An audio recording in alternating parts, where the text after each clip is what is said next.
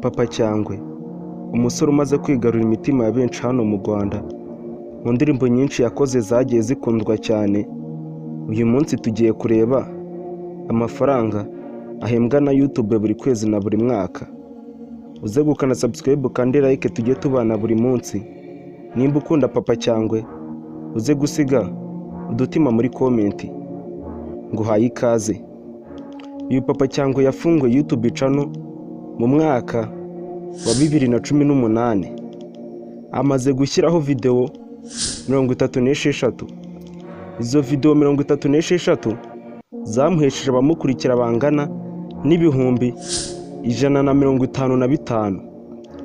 Izo video zimaze kurebwa inshuro miliyoni 7.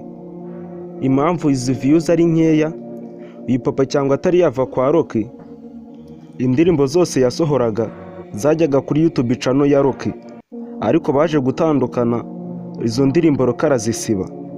Uyu Papa Cyangwe byaranamubabaje cyane, ariko yongeye kuzaprodinga kuri YouTube channel ye yari yarafunguye nshyashya. Reka twikomereze. Uyu Papa Cyangwe ukwezi gushize yinjije abasubscribers 4,000. Uyu Papa Cyangwe ukwezi gushize yarebwe inshuro 248. Noneho reka turebe amafaranga uyu Papa Cyangwe ahembwa na YouTube buri kwezi na buri mwaka. Uyu Papa Cyangwe ukwezi gushize yahembwe na YouTube amadolari 998. Nuyavunjisha mu mafaranga y'u Rwanda uzasanga ukwezi gushize yarahembwe na YouTube amafaranga y'u Rwanda 1,383,083. Ayo ngayo nayahembwa na YouTube buri kwezi. Noneho reka turebe amafaranga ahembwa na YouTube buri mwaka. Uyu Papa Cyangwe umwaka ushize yahembwe na YouTube amadolari 11,900.